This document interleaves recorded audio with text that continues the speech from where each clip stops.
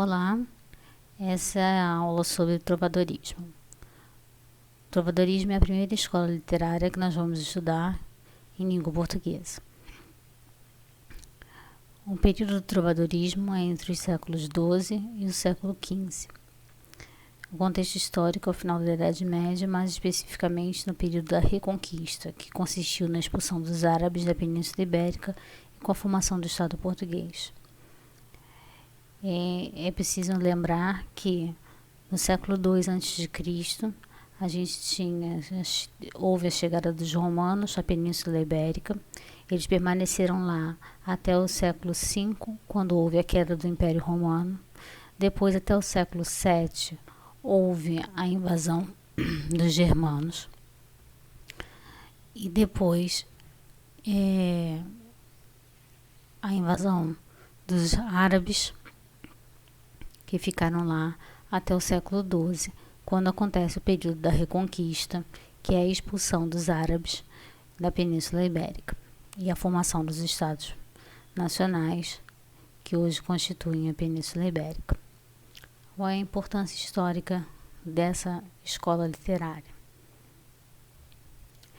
Embora escritos em galego-português, em virtude da integração cultural e linguística que na época existia entre Portugal e Galícia, região que hoje pertence à Espanha, esses primeiros escritos constituem o início da produção literária em nossa língua. Esses escritos não têm uma importância,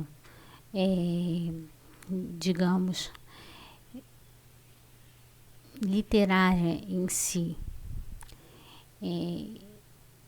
estética. Eles têm uma importância histórica, por serem os primeiros escritos em língua portuguesa. Quais eram os tipos de produção literária? Embora Portugal tivesse conhecido, na primeira época medieval, manifestações literárias na prosa e no teatro, foi a poesia que alcançou grande popularidade, tanto os nobres das cortes quanto as pessoas comuns do povo.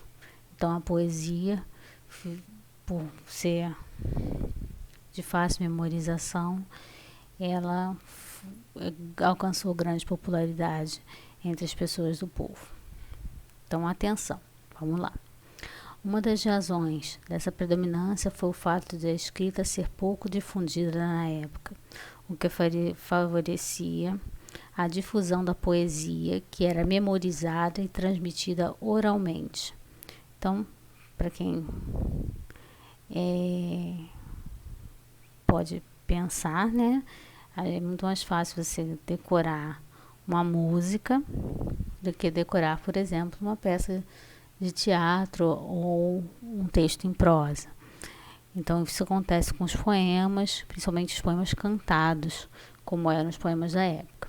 Os poemas eram sempre cantados e acompanhados de instrumentos musicais e de dança, e por esse motivo foram denominados cantigas. Então, por isso que elas eram fáceis de serem memorizadas.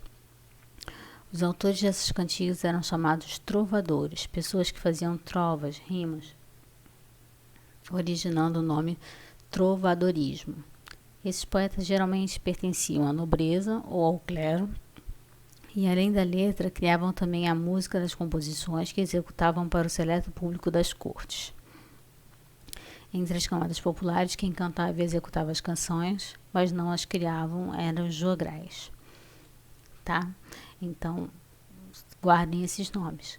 Cantigas, muito importante, que são as principais produções literárias desse período.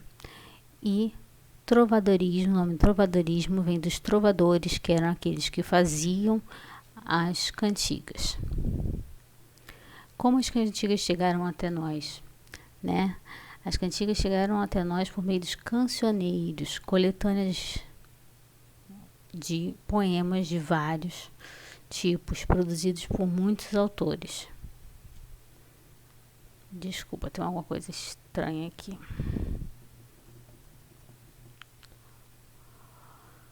Os cancioneiros mais importantes estão lá guardados numa biblioteca muito importante em Portugal, chamada da Torre do Tombo.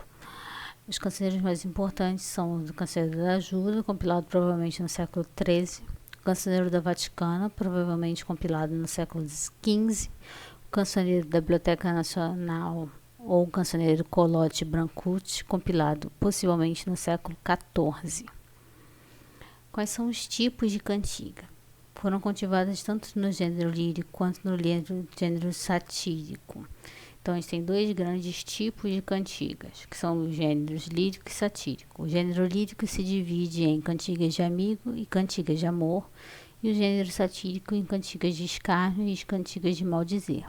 Por enquanto, nós vamos ficar com as cantigas de amigo e as cantigas de amor.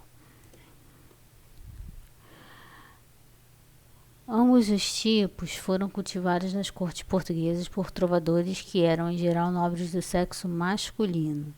Contudo, apresentam certas diferenças de forma e de conteúdo. Bom, gente, isso é importante ressaltar que eram nobres do sexo masculino, mas muitas vezes eles se travestiam em eulíricos femininos, como é o que acontece nas cantigas de amigo. Na cantiga de amigo, em geral, você tem um eulírico feminino, embora seja uma composição de um homem, tá? As cantigas de amigo têm raízes nas tradições da própria Península Ibérica, em suas festas rurais e populares, em sua música e dança, nas quais abundam vestígios da cultura árabe. Apresentam normalmente ambientação rural, linguagem e estrutura simples. Seu tema mais frequente é o lamento amoroso da moça, cujo namorado partiu para a guerra contra os árabes.